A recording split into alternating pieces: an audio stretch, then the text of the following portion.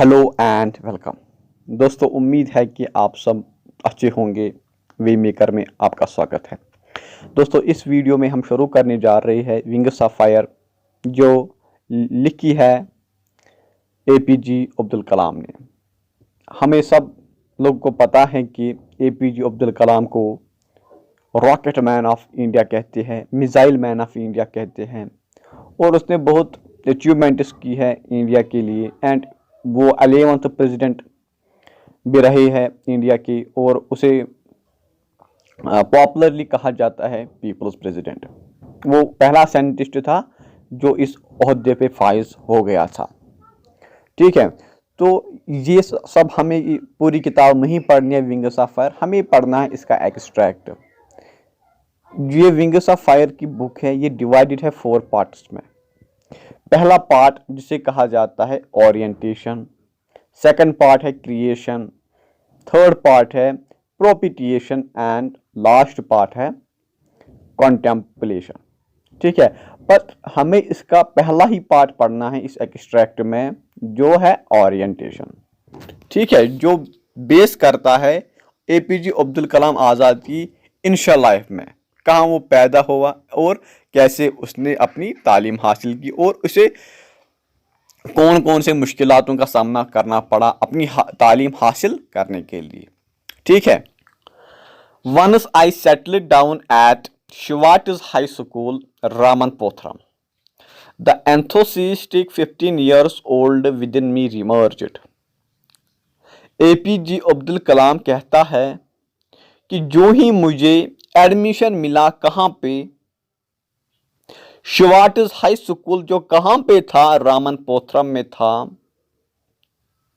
तो मेरे अंदर एक 15 साला बच्चा या लड़का इमर्ज हो गया। मीन्स कि मैंने अपने आप को पहचानने लगा, मुझे महसूस हुआ कि अच्छा क्या है कि बुरा क्या है। My teacher Ayyuduri Solomon was an ideal guide for an eager young mind that was yet uncertain of the possibilities and alternatives that lay before it। तो मुझे वहां पे एक टीचर मिला जिसका नाम था अय्यूदरी सोलोमन। कहता है कि वो एक आइडियल गाइड था, एक अच्छा रहनुमा रहबर था। किसके लिए? उस बच्चे के लिए जिससे अभी कुछ पता नहीं है कि आगे क्या होने वाला है,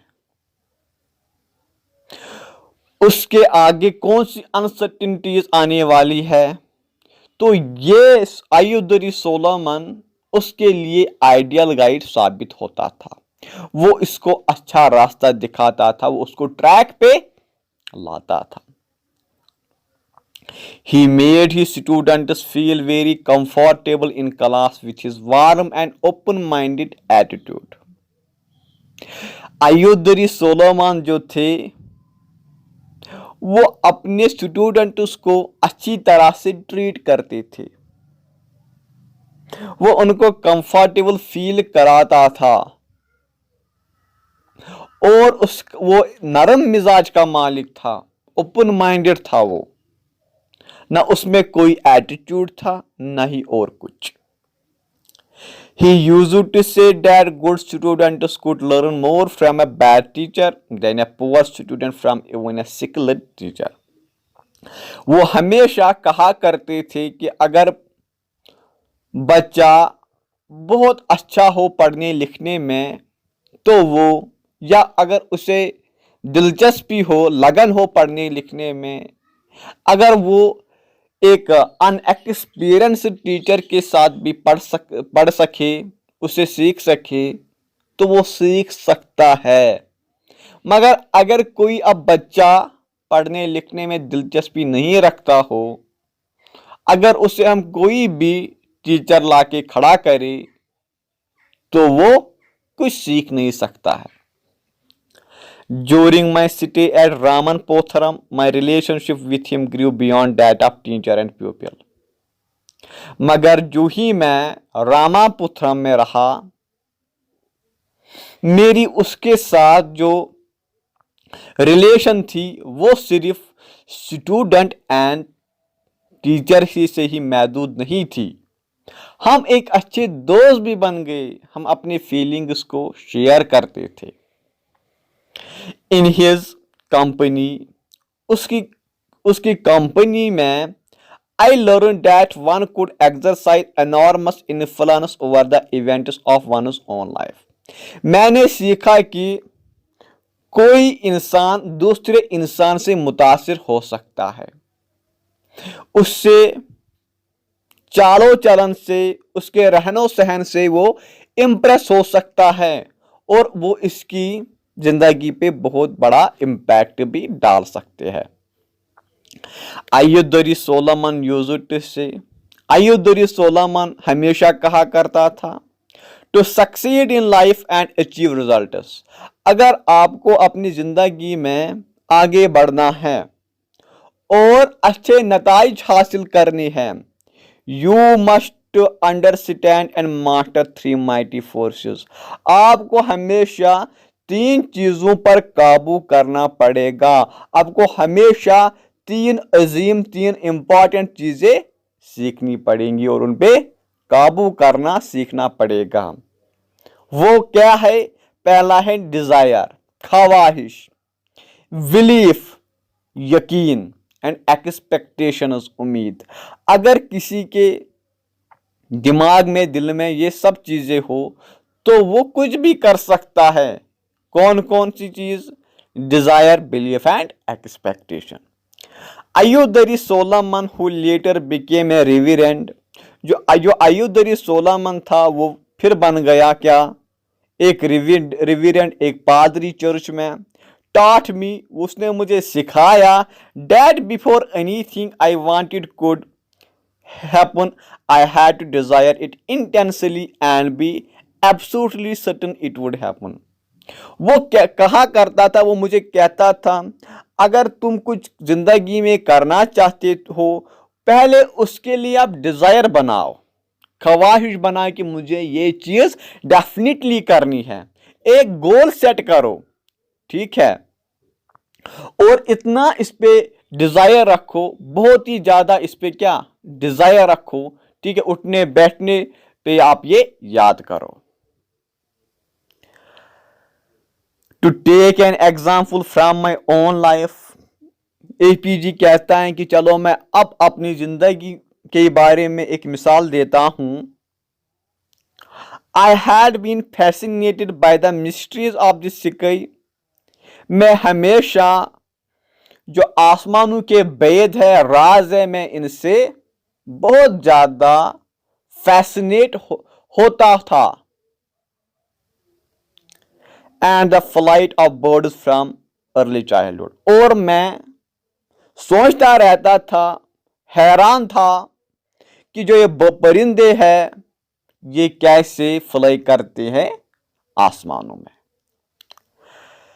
I used to watch cranes and seagulls soar into flight and long to fly. मैं देर देर तक देखता था कैसे ये समंदरी जानवर जैसे क्रेन, सीगुल्स बड़े उड़ान मारते थे, कैसे वो उड़ान मारते थे। सिंपल प्रोविंशियल बॉय दो आई वाज, क्योंकि मैं एक देहाती लड़का था, सिंपल था, गरीब था। I was convinced that one day I would to soar up into the skies. मैंने ठान ली थी कि एक दिन मैं भी इन्हीं परिंदों की तरह आसमानों में सैर करूंगा, ठीक है कि नहीं? Indeed, I was the first child from Rameswaram to fly. और यकीनी तौर पर मैं पहला बच्चा बन गया रामेश्वरम से जिसने जहाज में सफर किया, जिसने एयरप्लेन में सफर किया, ठीक है।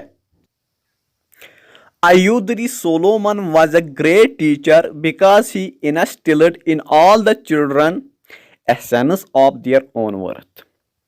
Ayudhri Solomon एक अजीम उस्ताद था, एक अजीम रहनुमा था, बिकॉज वो जो इसके जो स्टूडेंट्स थे वो उनको अपने हौसलों पे कायम रखता था और उनको कहता था कि आप में कुछ है, आप डिसकॉन्फिडेंट मत हो, आप में कोई ना कोई स्किल ज़रूरी है। Solomon raised my self-esteem to a high point and convinced me, the son of parents who had not had the benefits of education, that I too could aspire to become whatever I wished. With faith you can change your destiny, he would say.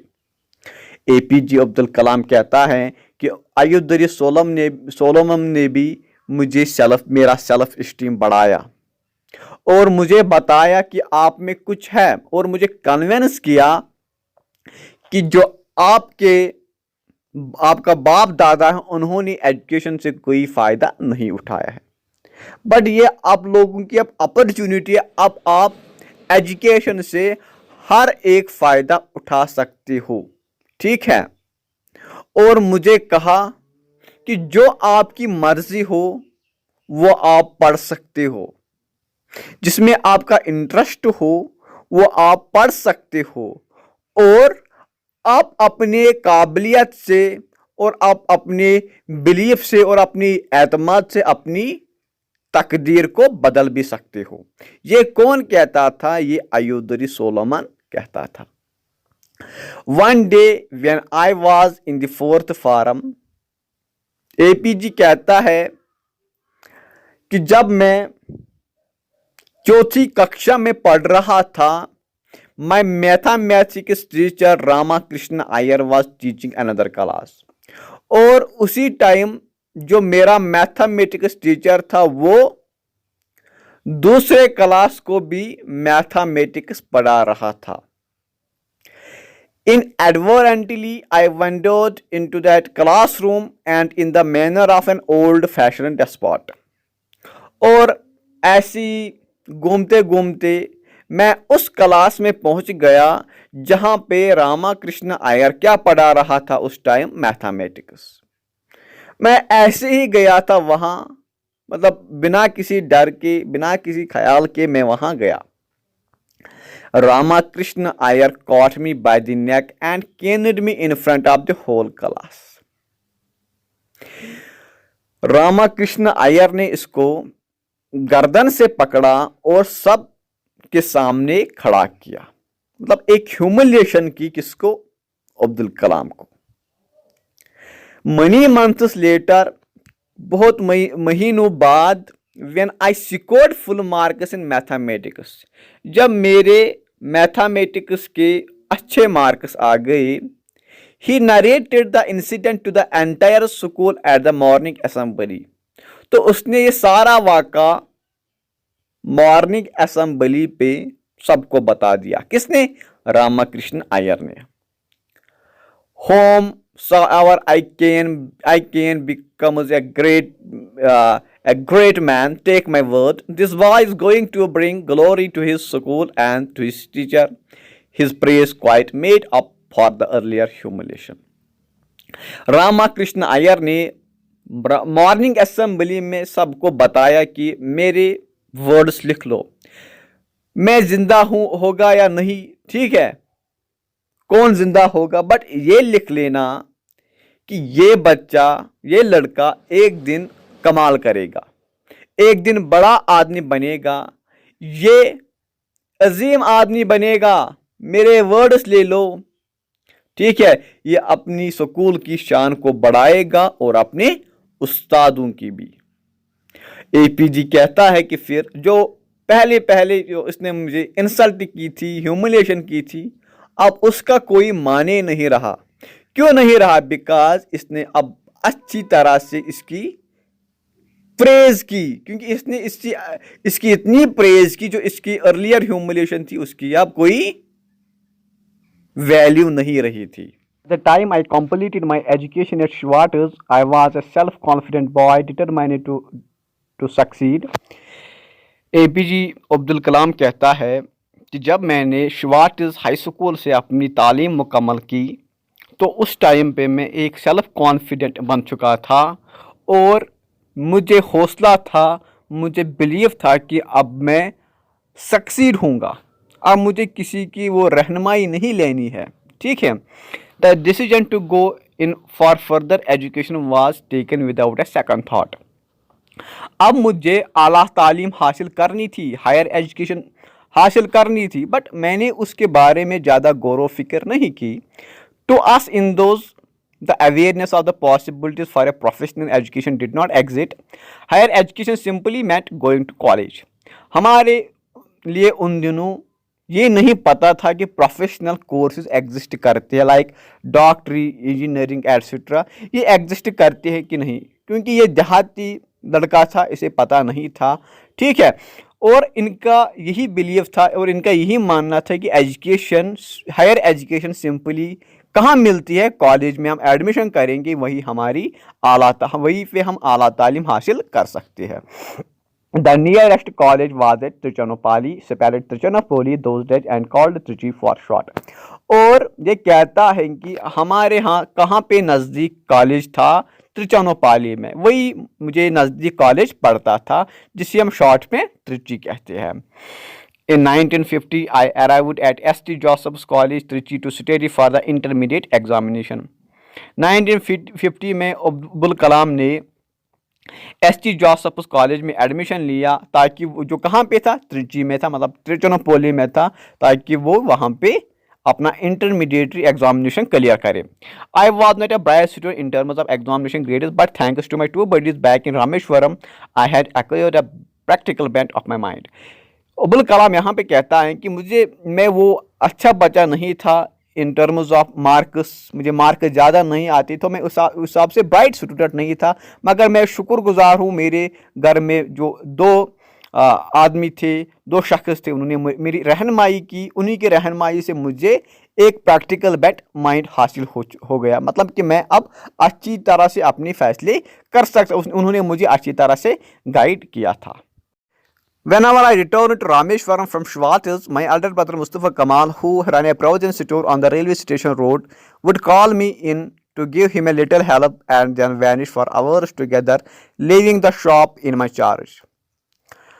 Abdul Kalam कहता है कि जब मैं शवाटिस से अपने गांव, अपने घर जाता था कभी कभी छुट्टियों में, तो जो मेरा बड़ा भाई था जिसका नाम मुस्तफ़ा कमाल था, वो एक दुकान चला रहा था रेलवे स्टेशन रोड पे, एक किरियान का दुकान चला रहा था रेलवे स्टेशन के रोड पे, और मुझे वो बुलाता था कि दुकान का ख्याल रखो कि मुझे कहीं जाना है, मगर वो मैं रखता था ख्याल, मगर वो दिन भर गायब रहता था और सारी चीज़ें मुझे ही संभालनी पड़ती थी। I sold oil, onions, rice and everything. मैं वहाँ पे तेल बेचता था, प्याज बेचता था, चावल बेचता था और बहुत कुछ। The fast moving items I found why cigarettes and bidis. मगर ज़्यादा चीज़ें लोग क्या खरीदते थे वहाँ पे, सिगरेट और bidis. I used to wonder what made poor people smoke away their hard earned money. मैं हैरान रहता था कि जो गरीब लोग हैं ये अपने पैसे इस दुए में क्यों उड़ाते हैं, ये क्यों ज़ाया करते हैं सिगरेट पीने में। व्हेन स्पेयर्ड बाय मुस्तफ़ा, जब मुझे मुस्तफ़ा इस काम से छोड़ता था, I would be put in charge office कोइस किस by my younger brother Kasim Mohammed. तो मुझे कासिम मोहम्मद पकड़ता, जो इसका दूसरा भाई था, वो कहता था कि मेरी इन चीज़ों का भी ख्याल रखो। There I sold novelties made of shell, और मैं वहाँ पे बेचता था शीशल के बने हुए छोटी छोटी चीज़ें। At S.T. Josephus, I was lucky to find a teacher like the Rev. Father T.N. Sukeria। मैं बहुत ज़्यादा खुश नसीब था कि मुझे S.T. Josephus में एक अच्छा टीचर मिला जिसका नाम था रिव father T.N. Sukeria। He taught us English, वो हमें इंग्लिश पढ़ाता था, and was also our hostel warden, और वो हॉस्टल का वार्डन भी था। We were about 100 boys living in the 3-story hostel building, और हम कम से कम कितने बच्चे थे वहाँ पे, कितने लड़के थे इस हॉस्टल में रहते थे, 100 बच्चे रहते, जो 3 स्टोरी जो हॉस्टल बिल्डिंग थी। Rev father used to visit each boy every night with a Bible in his hand. और ये रिव फादर T.N. सुकेरिया था, वो मतलब सोने के वक्त हर एक कमरे में, हर एक लड़के कमरे में जाता था और इसके हाथ में क्या होती थी, बाइबल होती थी। His energy and patience was amazing. उसकी वो सलाहियत, उसका वो सब्र, उसकी वो पेशेंस मतलब लाजवाब थी। He was very considerate person who took care of even the most minute requirements of students. वो पैशनेट टीचर था, वो रेस्पॉन्सिबल था और वो छोटी छोटी ज़रूरतें भी अपने स्टूडेंट्स की पूरी करता था। ऑन दीपावली, जब दीपावली होती थी, ऑन हिज इंस्ट्रक्शंस, उसके हिदायतों पर, the brother in charge of the hostel, जो लड़के का इन हॉस्टल के इंचार्ज होते थे, एंड द मेस वॉल्टियर्स, और जो लंगर के वॉल्टियर्स होते थे, वुड विजिट ईच रूम, वो हर एक लड़के के कमरे में जाते थे, and distribute good gingelly oil for the ritual bath, और वो वहाँ पे इन लड़कों को क्या देते थे, अदरक का तेल, ताकि वो इसे नहा सके, ताकि वो अपनी पूजा पाठ कंप्लीट कर सके। इट मीन्स कि जो रिव फादर टीन सुकेरिया था वो एक सेक्युलर माइंडेड था, हत्ता कि वो क्रिश्चियन था, बट हिंदू मजहब की और बाकी रिलीजन्स की वो रेस्पेक्ट करता था। Stayed on the ST Joseph's campus for 4 years and shared my room with 2 others। मैं 4 सालों तक एसटी जोसेफ्स कैंपस में रहा और मैं अपना रूम और 2 लड़कों के साथ शेयर करता था, वो मेरे रूममेट्स थे। One was an orthodox Iyengar from Srirangam and other a Syrian Christian from Kerala. The 3 of us had a wonderful time together. हम तीनों ने एक अच्छा टाइम गुजारा है साथ में, मज़े का टाइम गुजारा है साथ में। When I was made secretary of the vegetarian mess during my 3rd year in the hostel, जब मेरा 3रा साल था इस हॉस्टल में तो मुझे बनाया गया secretary of the vegetarian mess. ठीक है, we invited the rector Rev father Kalathil. हमने दावत दी किसको, रेक्टर को एंड रिव फादर कैथेलिया को, over for lunch on Sunday. कब, इतवार को, किस लिए, सुबह के खाने के लिए। Our menu included the choicest preparation from our diverse backgrounds. हमने क्या बनाया था, हमने क्या पकाया था इस लंच के लिए, जो हम घर में पकाते थे तो वो वही हम मतलब हम डिफरेंट इलाके से बिलोंग करते थे, हमारा डिफरेंट बैकग्राउंड था, तो हमने अपने अपने मिजाज क्या ये डिशेस प्रिपेयर किए। The result was rather unexpected, but हमें पता नहीं था कि कैसा रिजल्ट आने वाला है। But Rev father was lavish in his praise of our efforts. But Rev father ने बहुत तारीफ़ें की, बहुत ज़्यादा तारीफ़ें की इस पर। We enjoyed every moment with Rev father Kalathil, और हमने अच्छा टाइम गुजारा है किसके साथ, रिव फादर कैथेलिया के साथ। Who participated in our unsophisticated conversation with child like enthusiasm. वो हमारी छोटी छोटी बातें सुनता था, वो हमें छोटे बच्चे ट्रीट करता था। It was a memorable event for us all. ये हमारे लिए एक यादगार लम्हा था, हम सब के लिए। My teacher at St. Joseph's were the true followers of Kanchi Paramacharya, who evoked people to enjoy the action of giving. जो टीचर्स थे एसटी जोसेफ में हमें पढ़ा रहे थे, वो किसके फॉलोवर्स थे, एक सेंट के जिसका नाम था कांची परमचार्य। ठीक है, वो लोगों को बताता था कि तो आज जो है आपको उसकी कदर करो, enjoy the action of giving. जो आपके पास है उसकी कदर करो, उसको छोड़ो मत। आप कल की परेशानी मत लो, आप पास्ट में मत सोचो, जो आप प्रेजेंट में सोचो, जो आपके पास है उसे पहले आप एंजॉय करो। The vivid memory of our mathematics teacher professor Thothathri Iyengar and professor Surya Narayana Sastry walk together on the campus in inspire me to this day. मगर जो मुझे आप याद आ गया कि प्रोफेसर थोथरी अयंगर और प्रोफेसर सूर्य नारायण शास्त्री हमारे पास आए इस दिन। ठीक है, और उन्होंने हमें बहुत ज़्यादा इंस्पायर किया, बहुत ज़्यादा उसने हमें इंस्पिरेशनल स्पीच दी और हम उनसे भी बहुत ज़्यादा इंस्पायर हो गए। When I was in the final year at ST Josephus, जब मेरा लास्ट ईयर था कहाँ पे, ST Josephus में, I acquired a taste for English literature. तो मुझे दिलचस्पी बढ़ी कि किसमें, इंग्लिश लिटरेचर में। I begin to read the classics, तो मैंने वहाँ पे क्या स्टार्ट किया, क्लासिक्स पढ़ना, like Tolstoy, Scott and Hardy being special favourite despite their exotic settings. Tolstoy, Scott and Hardy मुझे बहुत ज़्यादा अच्छे लगे, इनके बारे में मुझे इनकी लिखी हुई किताबें, इनकी लिखी हुई नावल्स एटसेट्रा, तो मुझे इनमें बहुत ज़्यादा दिलचस्पी लगी कि हत्ता कि ये वेस्टर्न थे। ठीक है, ये एग्जॉटिक थी। And then I moved on to some works in philosophy, तो फिर मुझे और दिलचस्पी बढ़ी किसमें, फिलासफी पढ़ने में। It was around this time that I developed a great interest in physics, और इसी दौरान मुझे फिजिक्स पढ़ने में भी इंटरेस्ट मिल गया। ठीक है। Lessons on subatomic physics at S.T. Josephus by my physics teacher Professor Chinnadurai and Professor Krishnamurthy introduced me to the concept of the half-life period and methods related to the radioactive decay of substances. जो lessons थे किसके related, subatomic physics के related, जो मुझे पढ़ाया गया ST. Joseph college में। ठीक है, किन्होंने उसको पढ़ाया, फिजिक्स टीचर ने, एक का नाम था प्रोफेसर चिन्नदुराय एंड दूसरे का नाम था प्रोफेसर कृष्णमूर्ति। उन्होंने मुझे बताया कुछ concepts like half life period क्या होता है किसी एलिमेंट की या किसी एटम की, और उन्हें मुझे बताया कि रेडियो डिके क्या होता है, सबस्टेंसेस डिके होते हैं, उनमें रेडियो एक्टिव डिके क्या होता है। उन्होंने मुझे ये कॉन्सेप्ट्स बताया है, उन्होंने मुझे इस कॉन्सेप्ट से आगाह किया है। ठीक है, क्योंकि ये कॉन्सेप्ट्स एटॉमिक फिजिक्स के हैं।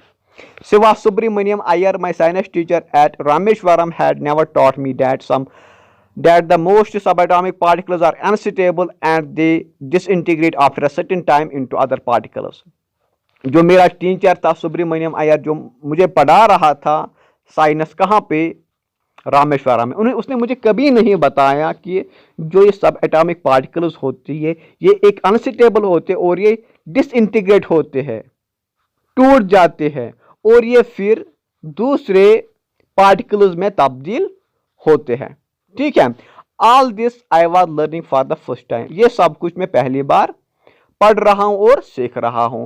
But when he taught me to strive with diligence because decay is inherent in all compounded things, was he not taking of the same thing? मुझे नहीं पता है कि उसने मुझे एक दिन बताया है कि सब चीज़ें एक दिन डिके हो जाएंगी, क्योंकि ये डिके होता है, ये decay inherent property of A substance होती है, क्योंकि हर सबस्टेंस में डिके होगा। ठीक है, आई वंडर ओके, शायद वो मुझे यही चीज़ बता रहा है कि शायद वो मुझे यही रेडियो एक्टिव डिके बता रहा हो, but in different way. I wonder why some people tend to see science as something which takes man away from God. मुझे हैरत होती है कि जब मैं सुनता हूँ या देखता हूँ कि लोग कहते हैं कि हाँ, जो साइंस है वो खुदा से दूर ले जाता है, साइंस मत पढ़ो क्योंकि ये खुदा से दूर ले जाता है। मुझे हैरत होती है इस बात पर। As I look it the path of science can always win through the heart, मगर मैंने देखा है कि मैंने रियलाइज़ किया कि जो साइंस है, साइंस से इंसान, जो साइंस है ये इंसान के हार्ट से गुजरती है, इंसान के रूह को छूती है। For me science has always been the path to spiritual enrichment and self realisation, मगर मेरे लिए मैंने साइंस को समझा है कि ये सिर्फ ये स्पिरिचुअल एनरिचमेंट के लिए ये वो रास्ता है जिससे इंसान अपने खुदा को पहचान सकता है, और मैंने इस साइंस के ज़रिए मैंने अपने खुदा को पहचाना है और अपने आप को भी मैंने इसी साइंस की बदौलत पहचाना है। Wherever you go on this planet there is movement and life, जहाँ भी आप इस प्लेनेट पे जाओगे, इस धरती पे जाओगे, तो वहाँ आपको हरकत और ज़िंदगी मिलेगी। Even apparently inanimate things like rocks, metal, timber, clay are full of interesting movement with electron dancing around each nucleus. हता कि अगर आप inanimate things देखोगे, लाइक मतलब बेजान चीज़ें लाइक पत्थर, धातु, ठीक है, टिम्बर एटसेट्रा देखोगे तो उनमें भी मोशन होती है, उनमें भी मूवमेंट होती है। कौन सी मूवमेंट? बज़ाहिर हमें वो ठहरे हुए लगते हैं, रेस्ट में लगते हैं, बट उनके अंदर उनकी इंट्रिंसिक मूवमेंट्स होती है, इनके अंदरूनी मूवमेंट्स होते हैं। वो किस वजह से होती है? क्योंकि हर एक सबस्टेंस में, हर एक पार्टिकल में, एलिमेंट में एटम्स होते हैं, तो वो उन एटम्स में सब एटॉमिक पार्टिकल लाइक इलेक्ट्रॉन्स होते हैं, ठीक है, न्यूक्लियस होता है, और ये इलेक्ट्रॉन्स किसके इर्द गिर्द घूमते हैं? न्यूक्लियस के इर्द गिर्द घूमते हैं, तो इसी वजह से इनमें इंट्रिंसिक मूवमेंट्स आती है। This motion originates in their response to the confinement imposed on them by the nucleus. तो ये इलेक्ट्रॉन्स इस न्यूक्लियस के इर्द गिर्द क्यों घूमते हैं? बिकॉज न्यूक्लियस इन पे इम्पैक्ट डालता है, इनको इनको कहीं पे जाने नहीं देता, इनको बाउंड रखता है, इनको कैद रखता है, ठीक है, by means of electro forces which try to them as close as possible. और न्यूक्लियस और यहाँ पे इलेक्ट्रो फोर्स जनरेट होता है। इससे क्या होता है, इससे जो इलेक्ट्रॉन्स होते हैं वो न्यूक्लियस के इर्द गिर्द घूमते हैं। Electrons just like an individual with certain amount of energy detest confinement. जैसे कि एक इंडिविजुअल को, जैसे कि एक फर्द को, आदमी को इस कैद से नफरत है, इस सब्जुगेशन से नफरत है, वैसे ही ये इलेक्ट्रॉन्स भी चाहते हैं कि हम इस न्यूक्लियस के दबाव से निकले। The tighter the electrons are held by the nucleus, the higher the orbital velocity will be। जितना ज़्यादा ये इलेक्ट्रॉन्स किसके साथ बाउंड होंगे, न्यूक्लियस के साथ, उतनी ज़्यादा ऑर्बिटल वेलोसिटी भी होगी। In fact, the confinement of electrons in an atom results in enormous velocities of about 10,000 kilometre पर सेकंड। और इसी वजह से, इसी इलेक्ट्रोफोर्स की वजह से, इसी इलेक्ट्रॉन और न्यूक्लियस की जो इनमें इलेक्ट्रोफोर्स जनरेट होता है, इसी वजह से कितनी ऑर्बिटल वेलोसिटीज होती है एक एटम की, 1000 किलोमीटर पर सेकंड, ठीक है। These velocities make the atom appear a rigid sphere. और इन्हीं वजह से, और इन्हीं वेलोसिटी की वजह से एक एटम रिजिड बनता है, रिजिड स्फीयर दिखाई देता है, ठीक है। Just as moving fan like a disc. जैसे कि एक फैन घूम रहा हो, जैसे कि जब फैन घूम रहा तो उसके जो पंखे होते हैं वो एक सिंगल पंखा हमें दिखाई नहीं दे रहा, हमें वो पूरा रिजिड दिखाई दे रहा है, हमें एक बाल जैसी दिखाई दे रही है। It is very difficult to compress atom more strongly, thus giving matter it is familiar solid aspect.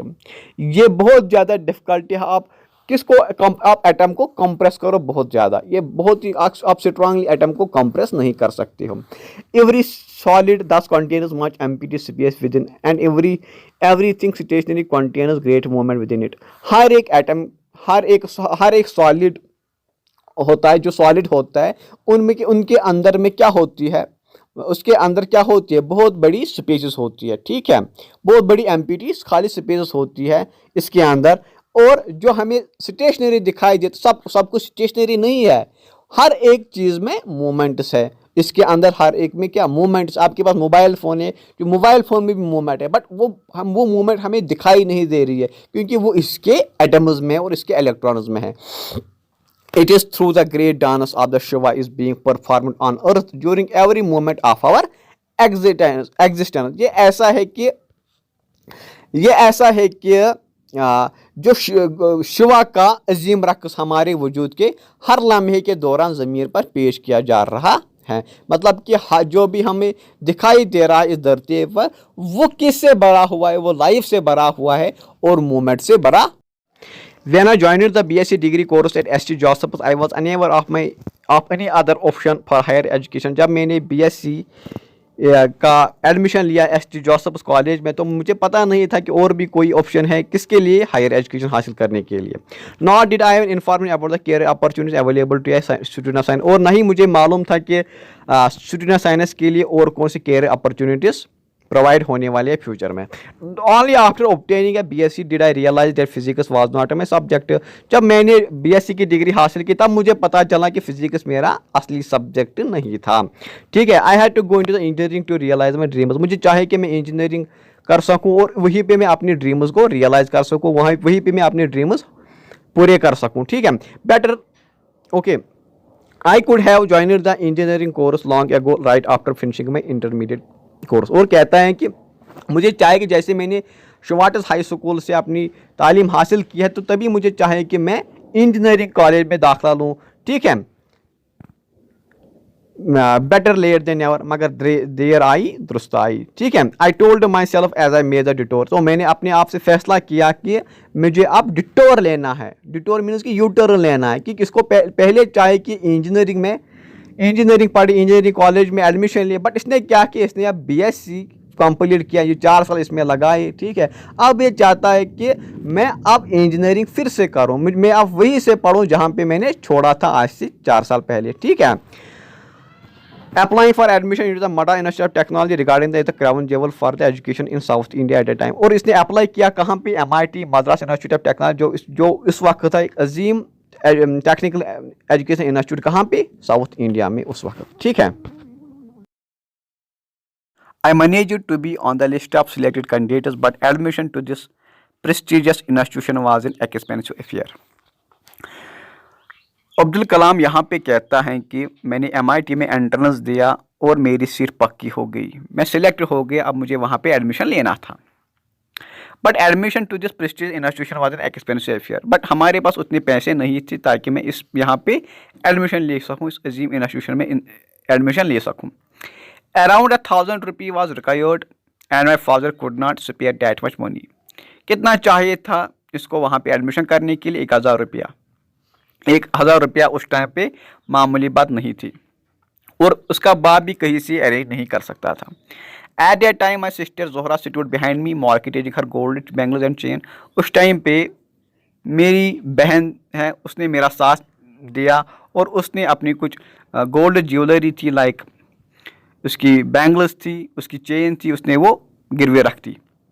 I was deeply touched by her determination to see me educated and by her faith in my abilities. उसकी इस determination में मुझे छुआ, तो उसको भरोसा था कि इसमें ये एबिलिटी है, ये एजुकेशन हासिल कर सकता है और ये आगे जाकर सक्सेस पा सकता है।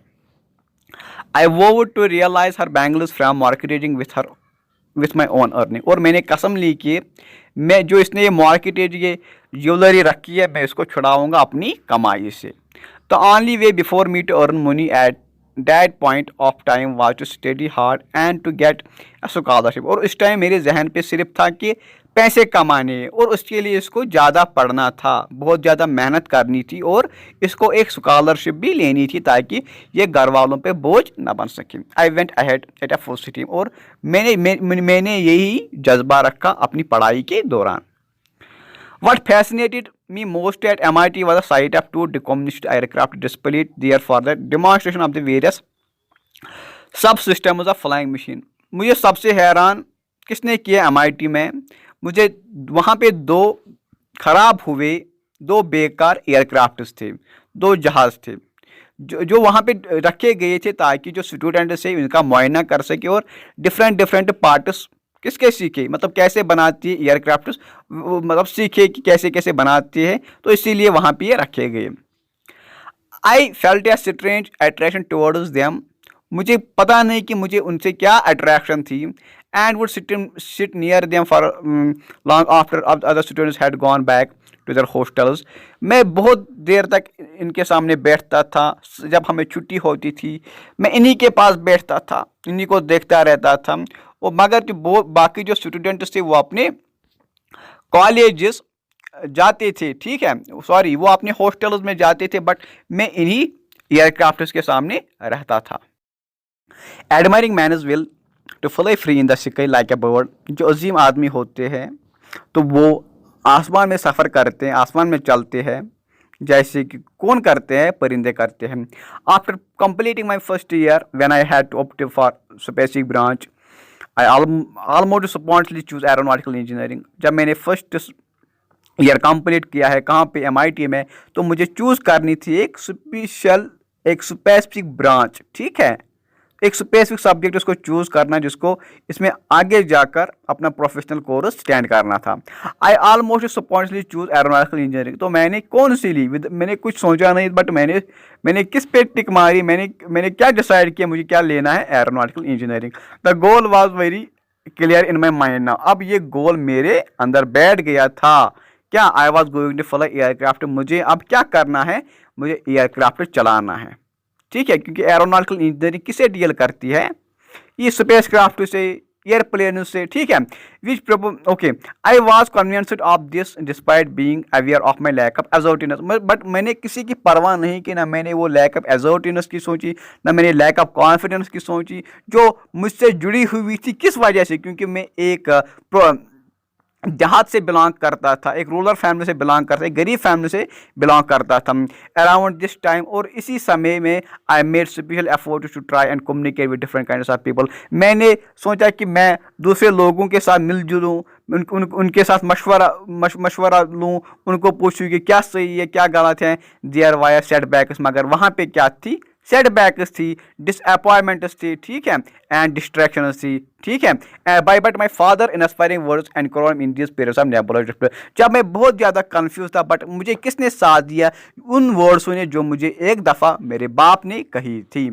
क्या कहा था इसके बाप ने इससे, he who knows other is learner but the wise one is one, the who knows himself learning without wisdom is of no use. बोलता है कि दुनिया में सबको पता होता है कि वो क्या करता है, ये क्या करता है, मगर दाना वो है जिसको अपने बारे में पता हो, जिसको अपने बारे में पता हो। सबको पता है होता है कि ये क्या करता है, वो क्या करता है, बट द दाना वो होता है, ठीक है, जिसको अपने बारे में पता होता है।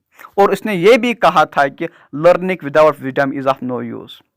अगर आप सीख सको बट उसमें प्रैक्टिकल यूज नहीं है, उसमें विजडम नहीं है, तो वो किसी के भी काबिल नहीं है, वो जाया है, वो वेस्ट है, ठीक है। In the course of my education at MIT, 3 teachers shaped my thinking. MIT Madras institute of technology में मुझे 3 टीचर्स मिले जिन्होंने मेरी सोच बदल दी, ठीक है। 3 their combined contributions formed the foundation on which I later built my professional career. और उन्हीं की बदौलत से मैं क्या बन गया, रॉकेट मैन ऑफ इंडिया बन गया, मिसाइल मैन ऑफ इंडिया बन गया। कि और उन्हीं की वजह से मैंने फिर अपना प्रोफेशनल लाइफ स्टैंड की। दीज 3 टीचर्स वायर, वो कौन कौन टीचर्स थे, professor Sponder, professor KV Pandalai and professor Narasingha Rao. Each one of them had very distinct personalities but they shared a common impulse, the capacity to feed their students intellectual hunger and we share brilliance and untiring zeal. हालांकि वो different मिजाजों के मालिक थे, उनकी different personalities थी। एक मतलब ऐसे एग्जाम्पल कि एक टाई पहनता था, दूसरा टाई नहीं पहनता था, एक वेजिटेरियन था, दूसरा नॉन वेज था, ठीक है। तो वैसे उनकी पर्सनालिटीज डिफरेंट थी, बट वो क्या करते थे, बट उनका पढ़ने का तरीका एक जैसा था।